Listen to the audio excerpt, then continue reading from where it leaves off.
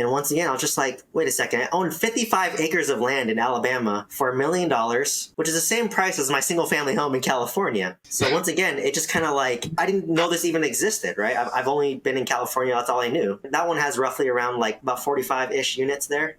In May of 2022, about a year ago, I bought a 20-unit apartment complex in Oklahoma, and I got that for $350K. Once again, like, yeah. In the world? A lot of people say that, oh, I own 90 units, but they have partners. So That's you own true. a small fraction of 90 units. True. I just own 90 units myself, 100%. So at the moment, what is your gross revenue versus your net profit on all of these properties? Oh man, I calculated recently. I'm grossing about $600K a year. What is up, guys? Jason here. Welcome back to the channel and our series, Nurses to Riches, The Road to Fire. In this episode, we're going to be speaking with a guest who is a pharmacy director who is making around $200,000 per year, and in just 8 months has been able to secure 80 rental units. His net worth is in the millions, and he started all of this with around $250,000 in student loan debt. We're going to be speaking with him about his career, how he has been able to secure a total of 90 rental units, because the 80 he's secured have only been in the last 8 months, and how he manages those properties on his own, as well as his personal finances. So with that said, let us know what your name is and why you decided to go into pharmacy. Hi, everyone. My name is Stephen Nguyen. Growing up in an Asian household, I'm first generation. My parents immigrated here from Vietnam. Like, they want a stable job. Yeah. So basically, they're either in engineering because they're typically good at math. Yeah. I'm actually good at math, but they just want the stability of healthcare, right? Like, there's not as many layoffs. You're more stable. Your income's pretty flat and stagnant, which is slightly discouraging during this time, especially when gas was like $6 and, inflation's going crazy. Eggs are expensive, all that stuff. But it's very stable, I would say. So for me, I just thought medical school was too long. I'll be honest. It's very simple. And my sister was able to complete this 5-year pharmacy program out of high school. So it's 2 years undergrad, 3 years pharm school, and you graduate at 23 with a PharmD as a pharmacist, making 6 figures. So at the time, when you're 18, you think making 6 figures is a lot of money. So that's actually, in a weird way, why I kind of was interested in pharmacy. I was pretty well-rounded, to be honest. I could have done any profession I wanted. I got into an engineering school. I got into pre-med, pre-pharm. I actually got rejected from nursing, though. So, but I was just very well-rounded. I just thought, 5 years, you make 6 figures. I like helping people. I like being able to coach people. And pharmacists are very, detail-oriented, very people-facing. So I just thought this kind of naturally fits with my natural skill set. I know it's not that grand of a story, but that's what kind of led me to it. And after that, I went into pharmacy. Wait, what school did you go to? I went to University of Pacific in Stockton. So they actually have a 5-year, 6-year, 7-year pre-pharm program. So basically out of high school, so you start when you're 18, usually the top high school students will be in the 5-year program, which is 2 years undergrad and then 3 years of pharmacy school, and there's no summer break. So you basically go straight. Wow. And it's really hard. Like, you really have to come in, hit a certain GPA, pass all your classes, and you enter pharmacy school at around 20 years old. So I graduated at 23, which is really young, right? Yeah. For a pharmacist. Most pharmacists finish at maybe 27, 28. Yeah. So it's really accelerated, but if you can go through the program, you save like 3 years of schooling, but also you're making 3 years of pharmacist salary sooner. So to me, I just thought it was a really good value. Stockton's not the most desirable area to be in, I'll be honest, but just the program and the speed of it was way worth it, because just a bachelor's degree nowadays takes 4 to 5 years. So for someone like me who doesn't know anything about pharmacy, okay, in terms of degrees, I should say, you need a bachelor's degree, and then what comes after the bachelor's degree? Yeah, so the route I went, I actually don't have an associate's degree. I don't have a bachelor's degree. I purely just spent the first 2 years doing all the prerequisites. So it's the same majors as like a pre-med, pre-dental. You're taking general bio, general chemistry, organic chemistry, microbiology, anatomy, some general education like calculus, physics, psychology, the kind of typical education that you need to get into nursing school, to get into medical school, to get into dental school. And then from there, technically you don't need a bachelor's degree, but it's usually recommended to make you more competitive. I see. Like, if you were to, let's say you weren't part of the 5-year UOP pre-pharm program, you typically go to like UC Davis, UC Irvine, the UC schools. You'll finish your 4-year degree in usually bio, typically biochem, something pre-health. And at that point, you're going to apply to get into pharmacy school. But with the pre-pharmacy program at UOP, it was guaranteed. So if you hit a certain GPA requirement, it was, I think, a 2.7 math science GPA and a 3.0 overall. You're guaranteed admission into the pharmacy program. That's actually crazy. That's pretty low. Program. Exactly, right? So versus, if you're transferring from like UC Davis, you're going to need a higher GPA to get in. So I just like the guaranteed fact. But the weeding out part is just getting into that pre-pharm program is very competitive. Out of, I think, 50 people got into the 5-year program, only 10 made it. Most dropped down to 6 years or 7 years. That's 20%. Yeah. So I was part of the 20% that actually made it, right? Yeah. And it's hard. You're taking like 20 units, a semester. Yeah. A semester? Oh my gosh. Yeah. So you're pounding it. And then it's a new environment, right? You're going from high school, going to college, a lot of temptation, a lot of distractions, and a lot of stress. So a lot of people don't make it. To be honest, you can get all C's and make it through and still become a pharmacist. But if you want to work in the hospital, you're going to have to probably get the higher grades a little bit too. So why is that? Your typical cookie cutter pharmacist that people who aren't pharmacists, all we think we do is count pills behind a counter. You're talking about CVS, Walgreens, wearing that nice white coat and we're sitting there counting pills, put in a bottle. Here's your medication. So that's most pharmacists. But if you actually want to work in a hospital setting, so I've been a hospital pharmacist for about 10 years now, ever since I graduated, there's fewer jobs, right? Because there's more CVSs, there's more Walgreens compared to hospitals. And then within the hospital, we have maybe, depending on the size, 10 to 80 pharmacists inside the hospital working 24/7. And to even get one of those jobs, we actually have to do a residency. So actually, just like doctors, we have to do a 1 to 2 year residency. So the first year residency, it's the same as doctors. You get paid about $50,000. It's kind of the lower end pay. Yeah. You're basically there to learn. And then your goal is to look more competitive to get into a hospital program. So if you want to work for those big hospitals, you're talking like Stanford, UC Davis Medical Center, those big academic institutions, they typically will hire the residents that come to their program. And then you can actually do a second year residency if you want to specialize further. So if you want to be an ER pharmacist, if you want to be an ICU pharmacist, if you want to be an infectious disease pharmacist, an IT pharmacist, transplant pharmacist, you can actually do a second year residency to specialize in that. So there's very few PGY2 programs, but if you do it, you do look competitive. But I will kind of say that there's not many of those jobs, right? Because like, for example, a big hospital like Stanford might have like 3 ED pharmacists or ER pharmacists, but once they're there, they're not going to want to leave their job, right? Because you can't just leave and find another ED pharmacist job easily. Like nursing, you can go to any ED right now and ask for a job. They'll hire you in a heartbeat. Yes. There's such a shortage. But pharmacists, there's so many of us and so few jobs that it's very competitive, especially in California. I didn't know you guys had specialties like that, because I knew it existed for nursing, but I didn't know it existed for pharmacists. So have you ever worked outside of a hospital setting? Yeah, when we do rotations in pharmacy school, they make us rotate through all settings. So you get exposure. So on top of like at hospital, we have ambulatory care pharmacists. We're actually adjusting like your chronic disease states like hypertension. We can adjust your blood pressure medications. If you have high cholesterol, we can adjust your cholesterol medication. So like the statin medications are the common ones. We can adjust your insulin for diabetes care. We can adjust even your inhalers. Like I did an internship at a HIV clinic, and I would see HIV patients one-on-one, and I could basically prescribe them almost anything I wanted under a practice agreement of the physician.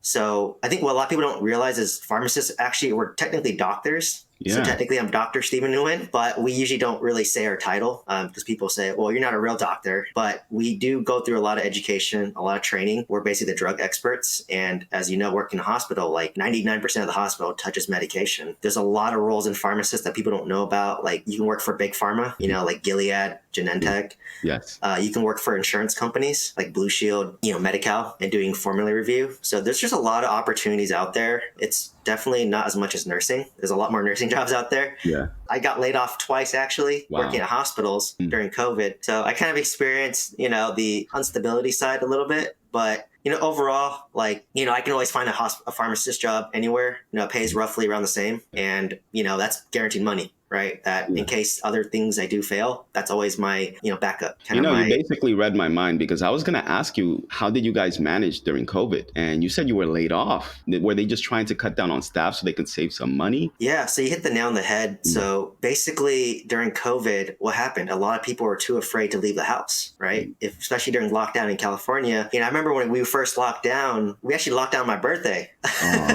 man. It was March 16th, 2020. That's my birthday, and we Happy shut birthday.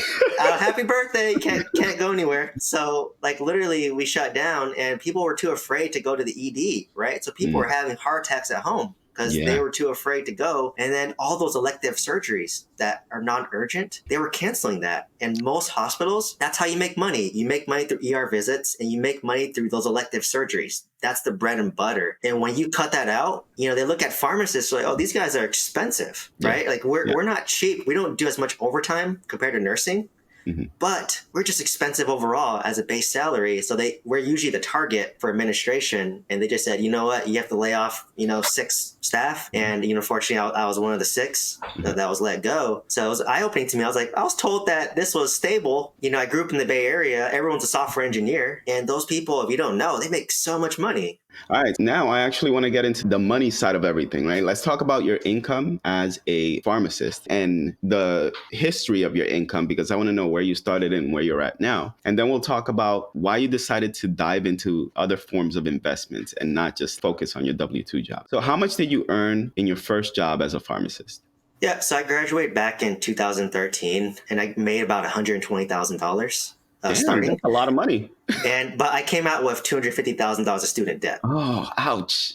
So if you kind of think about it, we do make good money starting, but we're in the hole, right? Yeah. Like $250,000 student debt. So for me, my goal at the time, I didn't know anything about real estate, didn't really know much about investing, minus the 401k, but my job didn't even offer the 401k. So basically I just said, okay, well, I just want to pay this off as fast as possible. So that was literally my goal, right? So, I still lived like a college student. I was 23 at the time, still pretty young. So I just said, you know what, I'm going to live very humbly, not increase my lifestyle, and then save as much money as I can to pay off my student loans. I had a high savings rate, but also I was job hopping a lot. So 2013, first job, 120K. I was there for about maybe a year and a half. And then I went to another job in the Bay Area, California, and I was at a huge academic institution, and then they paid me about 150K. Yeah. So at that point, I was making 150K. And then while I was there, the union negotiated something, and all of a sudden I got another 20K bump. Just good timing. I just happened to be there. They renegotiated the contract for the union, and I bumped up to 20K. So I was making around 150 to 170. And then I just, once again,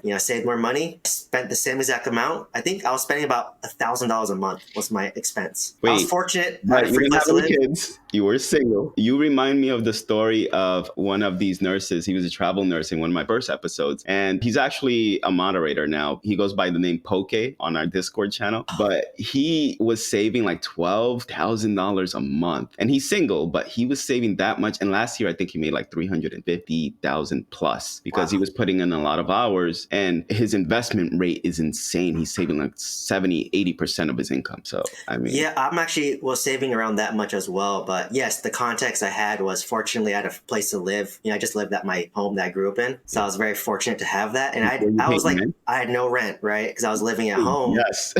Yeah. So basically, I was just living in the house. I mean, obviously you lose privacy a little bit, right? Yeah. You're still living with your parents. And at the time I was 24, 25. Yeah. So I mean, I was kind of used to it. It's a little more common in Asian American culture. You kind of still live at home for a bit longer. And to me, I just said, well, this isn't going to be forever. So I might as well save this money instead of paying in the Bay Area. It's $3,000 rent for 1 bedroom. I'll take that $3,000 and dump it on my student loans. Yeah. So I was spending $1,000 a month. I had no kids, no obligations, maybe just a girlfriend, go out, eat, buy stuff here and there. But I was spending $1,000, probably taking home $8,000 ish. Yeah. So that's a $7,000 saving rate. And I was able to do that for a while. So I think in 2017, near the end, that's when I paid off my student loans. So I paid off $250,000 of student debt in 4 years. That's insane, man. How did you feel when you paid off that debt? Honestly, I kind of felt the same. Really? It wasn't as glamorous as Dave Ramsey makes it seem. Yeah.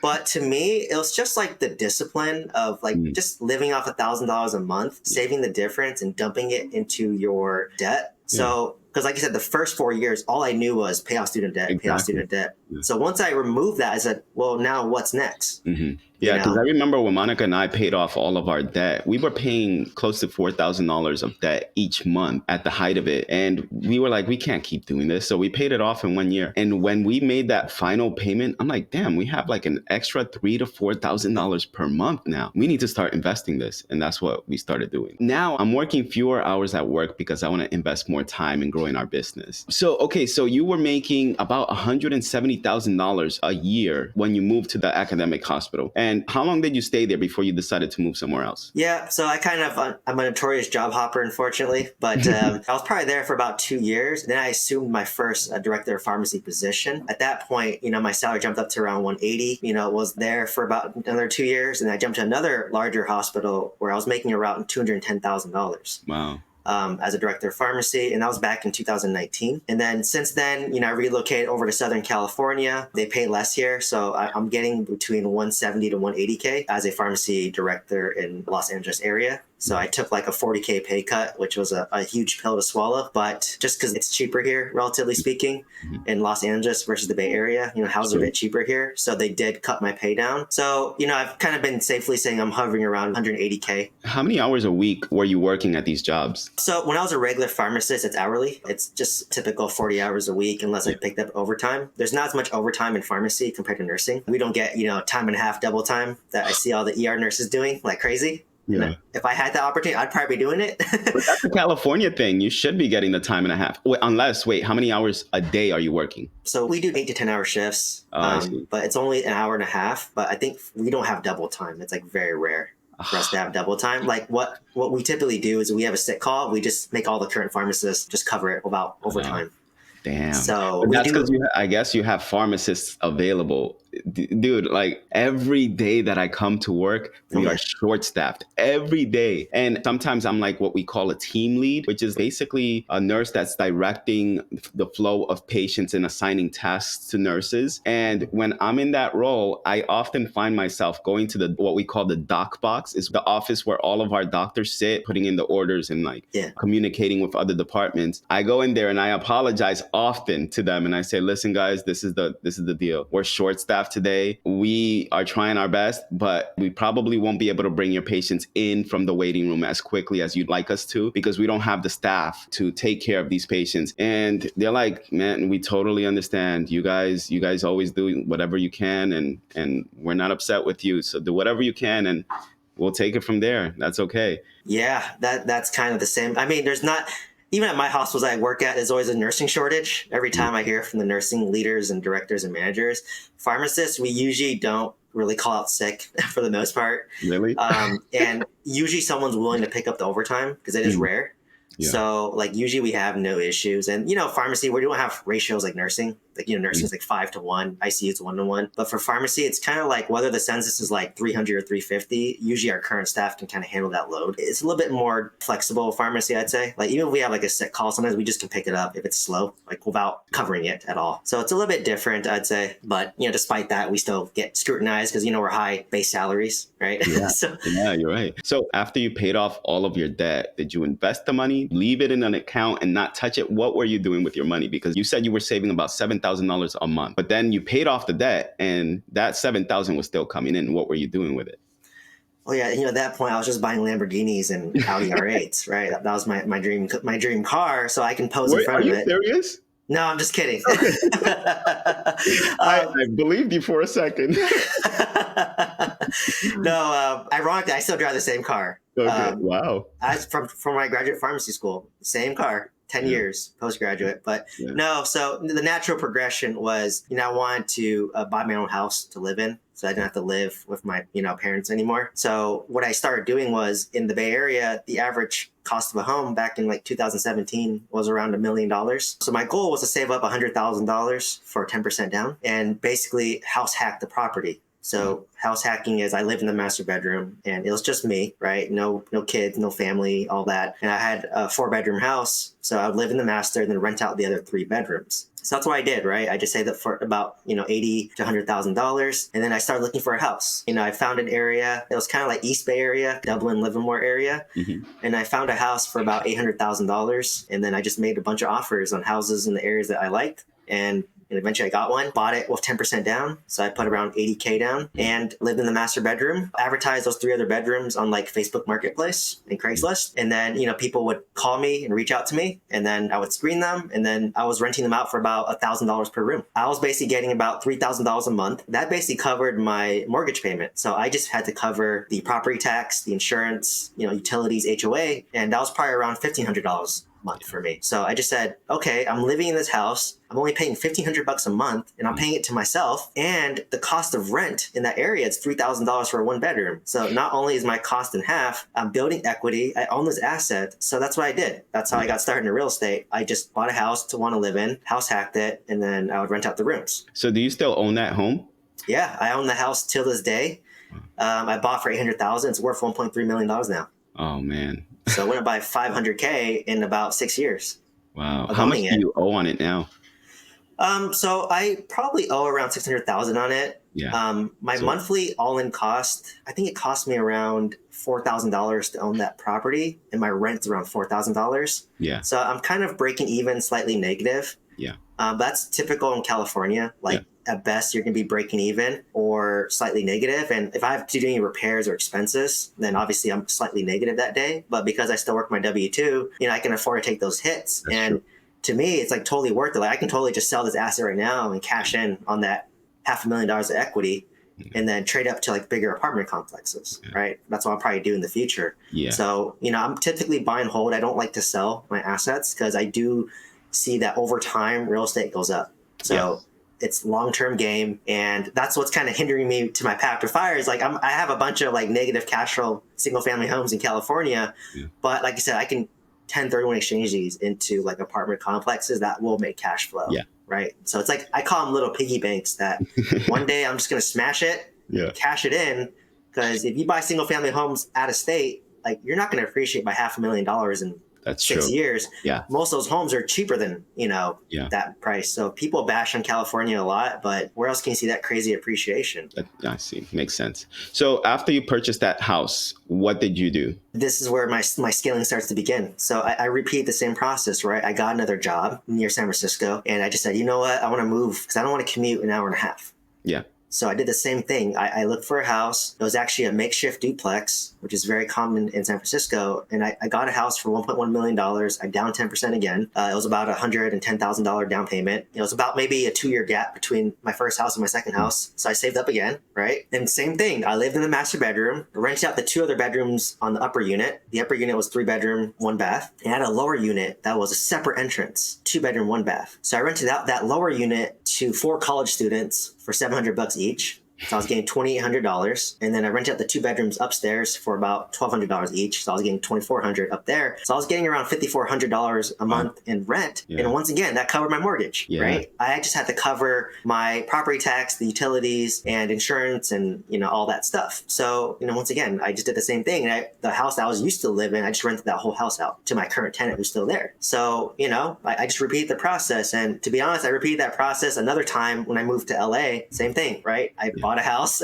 lived in it, house hacked it, 10% down. So if you kind of see my trend, it's 10% down.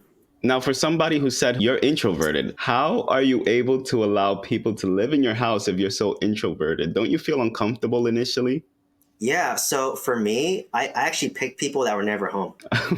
And that was strategic, right? So I would love, I would say a nurse. Let's say a nurse worked 312s, they're a travel nurse. They wanted to just stay there for like 3 days when they're working. And then when they weren't working, they would go home. Yeah. And they might work the graveyard shift. So you never see them, right? So I picked people who are working professionals. They're never home. They just stay in their room most of the time. And, it gave me a lot of privacy. So I never really felt hindered because they're usually like kind of, you only see them when they're in the kitchen. They might heat up some food, microwave. They don't really cook. Like they don't really sit in the common areas and eat. They just heat up their food. They go to their room. So if I'm just sitting in like the family room, like they don't really hinder me. You might just say, hey, here once in a while. But if I really wanted to be alone, I just go to my own room, right? So, it wasn't terrible. Like I never was that hindered by it, to be honest. But, now obviously, if you have a girlfriend and family or something, you want a little more privacy. It's a little bit inconvenience, but if you can take it and they're never there, like, why would you say no to $100 extra a month, right? That can help cover a little bit of your payment, and you can take that money, you can go on a nice vacation, you can save it for something else. So it's just, like a lot of these, influencers on YouTube, they flash their nice cars or Lambos. Yeah. I can clearly afford that right now. I could literally sell one of my single family homes and buy a couple Lambos.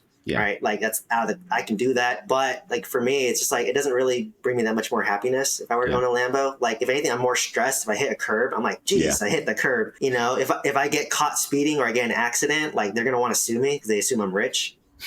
Right. Versus if you drive a beat up Camry and you get an accident, they don't think you have any money. So they just kind of like, oh yeah, it wasn't too bad. Just go on for your day. Yeah. So it's kind of, that's how I kind of started. I started house hacking in California, and I did that for about, 3 properties. So how do you find your tenants now? So same thing. So if I self-manage my properties in California, just Facebook Marketplace. That's been the greatest method. Facebook Marketplace does it all. It does. Like I literally put a post. I get hundreds of messages by people who are not serious for the most part, but it's the new Craigslist. Everyone's on Facebook, right? Everyone's on Facebook. And it's the new Craigslist. So like literally that's how I tell my property managers right now, like, hey, advertise Facebook Marketplace because it's hot. It gets a lot of leads because I've been doing it. I've been self-managing my own property. So I know that it's effective. Okay. So you had the house in Dublin, you had one in San Francisco and one in LA, right? Yeah. Okay. What are you doing now? Do you still have 3 properties or do you have more than 3 properties? Yeah. So I currently have 90 units. Yeah. So basically kind of continue out that story. So I started off house hacking in California. Right. And then I suddenly came across, you know what? I want more cash flow. I'm downing 10%. So obviously my loan's a little bit higher. I'm slightly negative on cash flow. I cannot retire early if I have 3 single family homes that are cash flow negative. Right. I mean, over time, I could switch to Airbnb or midterm rentals and rent out to traveling nurses and probably make cash flow. I probably might do that once my tenants leave. But I just said, you know what? I want some cash flow. I want to diversify my portfolio a little bit. So I started looking at a state and I stumbled across Huntsville, Alabama. Okay. And people say, why Huntsville, Alabama? Because there's a lot of aerospace engineers there, a lot of rocket scientists there. They have PhDs, they're highly educated, they make good money, so you can get good tenants. And I just thought, I can buy a brand new single family home for $250,000 and I can rent that for $2,100 a month. And at that point, you're going to be cash flowing around $700 positive a month, right? At interest rates at around 3 to 4%. So I just said, that just blew my mind. I'm like, wow, okay, I put down $60K, which I saved about a year, and I'm making $700 a month. I could literally sell one of my single family homes in California, cash out that equity of $500,000, get 4 to 5 of these, and I'd be making around like $4,000 a month in cash flow. That's true. Right? And I'm just like, wow, this is amazing to me. I didn't know real estate was that cheap because for $250, you're getting a fixer-upper condo in San Francisco. Not even San Francisco, like LA. In San Francisco, for $250, you're getting like a shed. That's like a fixer-upper under a bridge, right? So it just kind of blew my mind, and I just said, okay, well, this is what I want to do now. But then shortly after that, I learned about apartment complexes, and that's when I really started to scale. I just said, okay, well, I had a really good property manager in Oklahoma. So I said, you know what, let me take a look. Let's see what it looks like for a 20-unit apartment complex in Oklahoma, for example. And I was looking online, and I just said, wait a second, I can buy a 20-unit apartment complex for $1 million?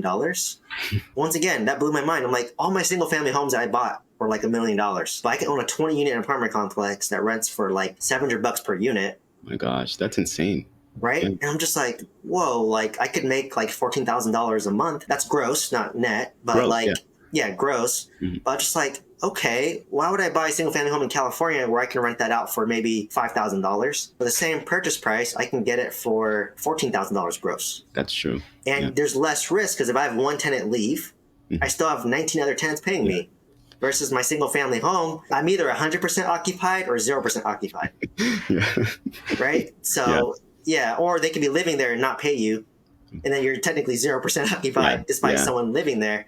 So I just thought, oh, this is crazy. I need to buy apartment complexes. And that's what I started doing. Okay, you said you saved the money, but how did you get in touch with a real estate agent, a property manager in another state when you're living in California? Yeah, so you just really network with people. There's a lot of online forums now. Like I used, Bigger Pockets starting off, but there's a lot of Facebook groups, for Bigger Pockets. any real estate investing groups. There's even one for Oklahoma City. So I just would put messages out there. Fortunately, I had another investor that was already investing in Oklahoma. So they gave me their property manager contact. And that's why I tell people use referrals, because if they are currently managing assets for them right now, they have a track record and you can ask how good they are.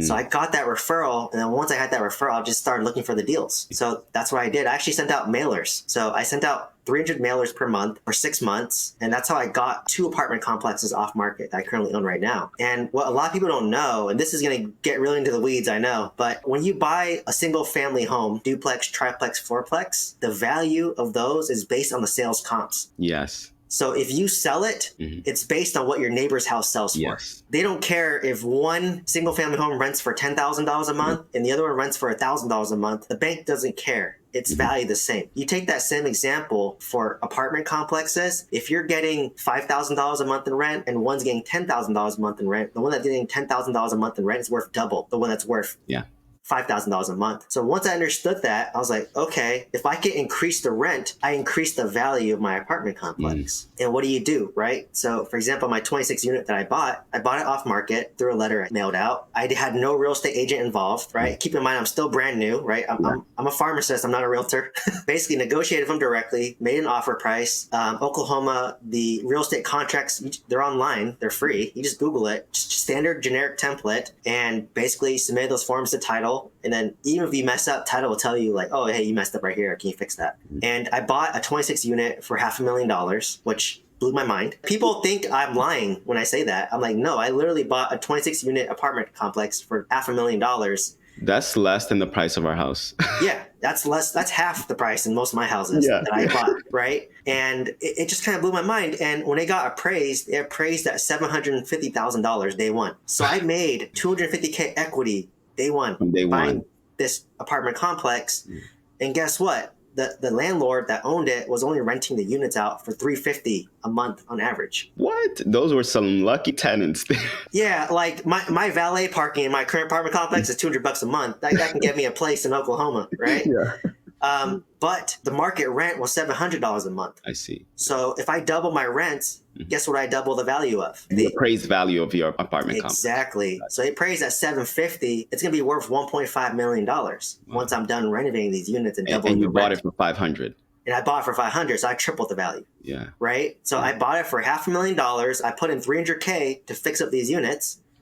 Right? $100K per unit or $10K per unit on average. Raised the rents to $750, and I hit that. I hit around $700, $750 in rents already. And, I'm doubling the value of my apartment complex, or tripling. So you're tripling the value of your apartment complex, plus your cash flow is higher now because you raised the rent. Okay. Exactly. But how did you secure the loan? You had a down payment, obviously, right? But since you're working on your own, you said you didn't have a realtor for this one. You filled out the forms yourself. You sent it to the title company. How did you secure the loan? Did you go through a bank? And did you tell them that you were interested in buying an apartment complex and you just needed them to provide you with a mortgage for it? How did that work? Yeah. So once you have the signed contract, you can reach out to lenders, right? So you can typically say like, hey, I got a property under contract. The lenders are usually going to ask for the financials. So what's the profit and loss statement for the past 12 months? They're going to ask for something called a rent roll, which shows all your tenants and how much rent they're paying and when their lease starts and when their lease ends.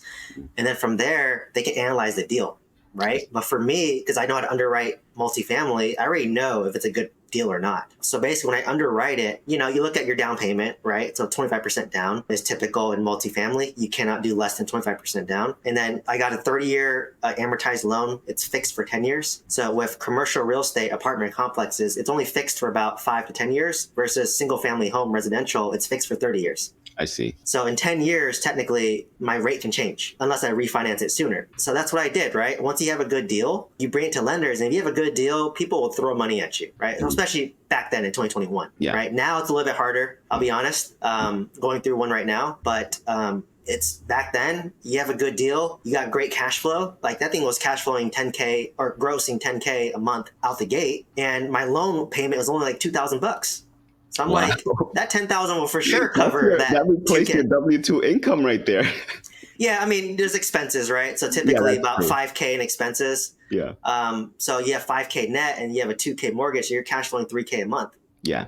Right? But like you said, that could be half almost a salary of a pharmacist. Yeah. So like I just said, the bank looks at it, they're like, yeah, we're gonna do it. And then from there, now I'm renovating it. So when you take over the property, you start renovating it, what happens? Tenants start to leave because they know, oh, there's new landlords coming in. He's evil. He's gonna raise the rents. He's renovating it. So what they do is they stop paying, you evict them, and then you can then renovate their unit. So like, yes, it started day one with $10K a month, but once you take over, you have 5 tenants leave. At that point, your cash flow drops down, right? Because you just lost like, maybe $2,000-$3,000 in rent. So maybe you're collecting $7,000. Yeah. So yes, it does sound great. Like I could have if I kept everyone, but that's just very common with value add real estate, where you're going in, I renovate the units, and then I fix them up and then raise it to the higher level rents. How do you find a contractor or a project manager to work on your apartment complexes? Because you're all the way over here in California. How do you manage all of this? You can't see what they're doing. Yeah, no, great question. I knew that was coming too. So basically, if you have a great property manager, who do they typically know?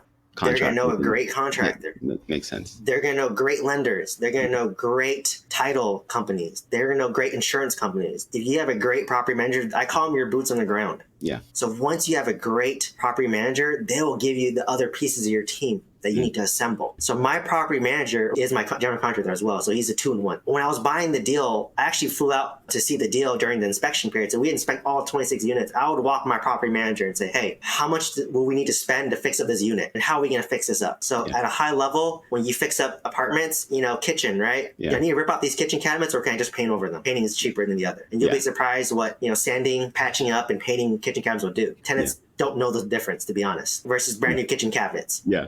If there's carpet, we can rip it out, put in LVP flooring, luxury vinyl plank flooring. It looks like hardwood. It's cheaper. It's indestructible. It won't chip. It's waterproof. It's good, right? Paint. You can paint the walls, make it a fresh white, light gray, something clean, something modern. Kitchen countertops, quartz is popular in California. You don't need that in Oklahoma. You can do like laminate, or you can do quartz as well, actually, too. And then for the bathroom, like you can get a brand new bathtub kit from Home Depot for like $500. And that'll make it look brand new, right? That's cheap. So basically, I bring in my property manager and I tell them, hey, what do I need to do to get the maximum rent while making this as cheap as possible, very resilient and indestructible, as well as very practical. So I'm not skimping. I'm not a slumlord, right? But how can it be the most cost effective while making it look very nice, very modern, and getting the most rents? So it's kind of what I described it to you already, right? Yeah. So it averages around, maybe 5 to 15K. If it needs a brand new kitchen, probably about 15K per unit. If it doesn't need a brand new kitchen and everything's pretty decent shape, about 5K per unit of cosmetics. And if it's kind of mid-tier, it's about 10K. So I renovate about half to this point. That's why I know that like we're getting these certain rents, because it's how much it's costing me, because I've renovated half my units. Yeah. Right. So I just said, hey, we have 20 that are, or a few, like 10 that are brand new everything. We call those the premium units, right? But then we also have the units where we didn't do brand new kitchen, so it's more affordable. So we can appeal to a wider demographic of people. Like, hey, you can't afford $750. We have an option here that's maybe $500, $550. So, you have multiple price ranges. How did you go about attaining 90 properties? Because that one's a 26 unit apartment complex. Where are the other 64? Yeah.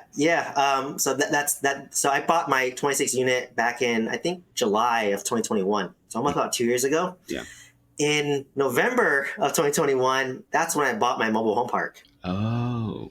And this was a huge mobile home park in Alabama, actually in the process of currently selling it right now. My goal for that one was actually fix and flip. So basically it's a 200 lot mobile home park. About 30 of those lots were occupied when I bought it. So you had 170 vacant sites. So my goal was to basically come in there, fix up some of those homes that were vacant and unlivable. Yeah. Bring in some brand new mobile homes to place into the park and then rent all those out. And I wanted to basically prove a model so that I can flip it to a larger real estate syndicator who specializes in mobile home parks. I see. So this one was more of a fix and flip deal, but basically it just blew my mind. Like I bought that mobile home park for about $1 million. I just had to put 10% down. Yeah. The owner seller financed me the deal. And once again, I was just like, wait a second, I own 55 acres of land in Alabama. Yeah. For $1 million, which is the same price as my single family home in California. So once again, it just kind of like, I didn't know this even existed, right? I've only been in California. That's all I knew. So, that's how I got there. And that one has roughly around like about 45-ish units there. Yeah. And then scaling forward again, in May of 2022, about a year ago, I bought a 20 unit apartment complex in Oklahoma and I got that for $350K. once again, yeah. In the world. That's it. I need to focus outside of California. Like, this is crazy. $350,000. Oh my gosh. Yeah, like same thing, right? Like I'm fixing this one up, this 350, it's a 20 unit. I probably put in 120K into it. Yeah. I had to get a hard money loan on it because it's more of a fixer upper. Yeah. And what's crazy is my hard money loan was 9% interest. Guess what it is today? Oh, it's actually higher because the interest rates have gone up. So it's probably like 15%. Yes, you hit the nail on the head, right?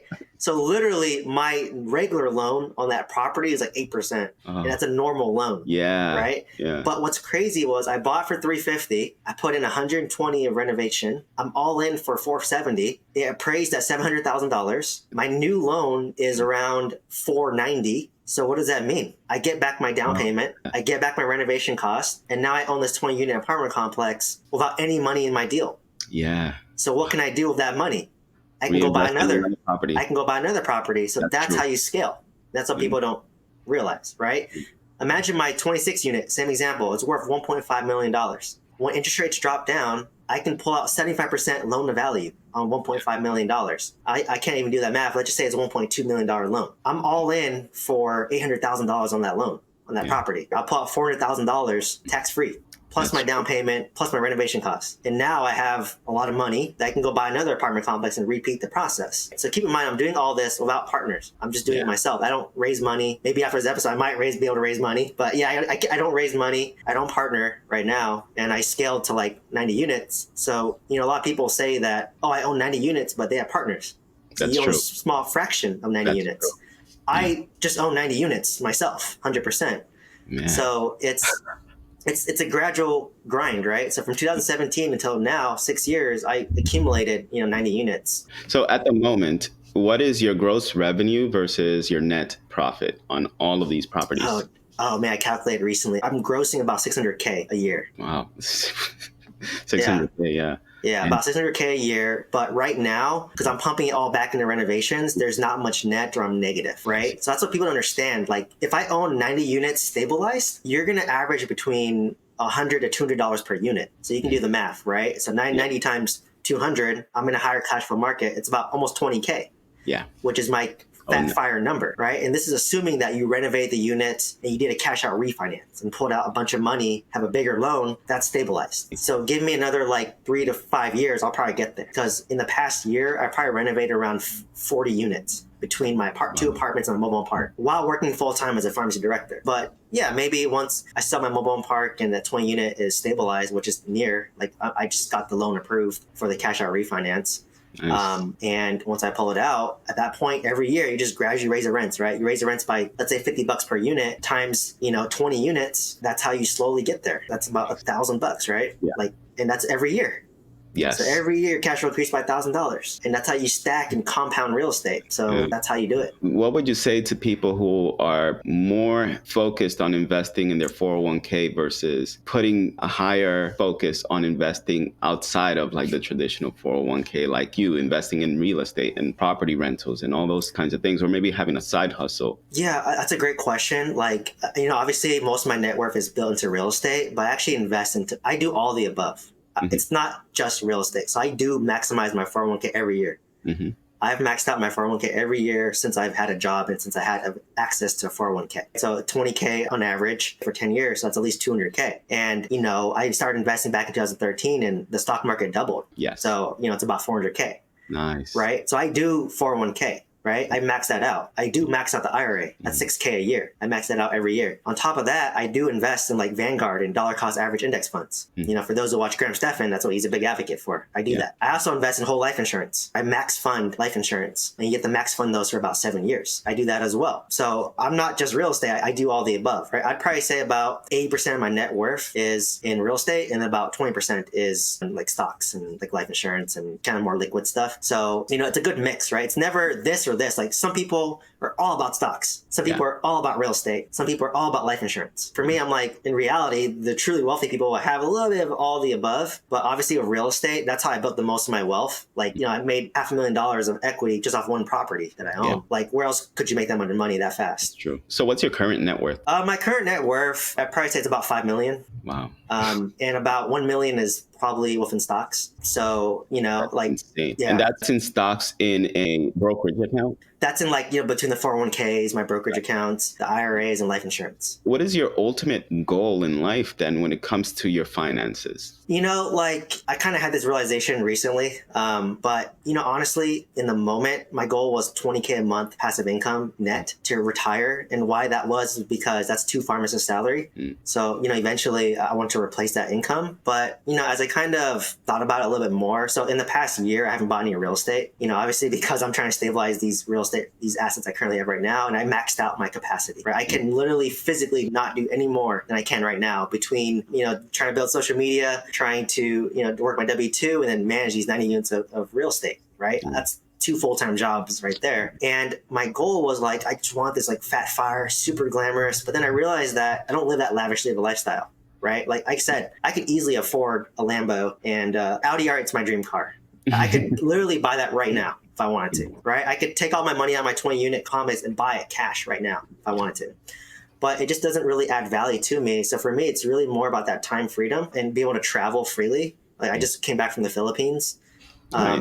I was there for like, I think 10 days. It's, really cheap. You could live very luxuriously for like $100 a night at a 5-star hotel right on the beach. Yeah.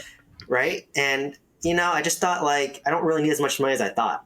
Right. Because I keep my expense very low. So that's kind of my goal. Like, am I willing to give up nice fancy things and nice fancy hotels to be able to retire earlier and still have the same experience, same enjoyment for that?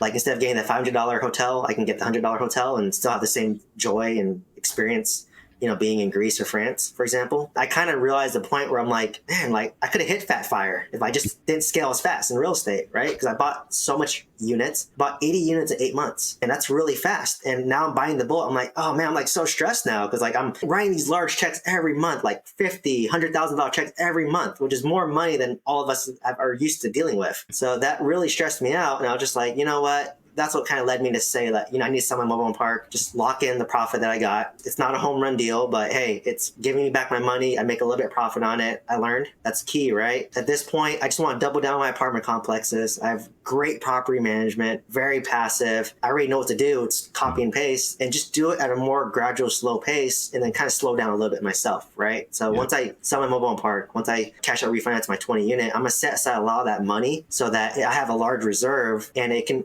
set aside some money because I'm max funding life insurance, right? So when you max fund life insurance, you're pumping in $3,000 a month into each policy, right? So I want to have all that money set aside already saved so that I don't have to worry about it. I see. Right? You put it away, set it, forget about it, right? Let's say I set aside $100,000. That's to max fund my life insurance policies.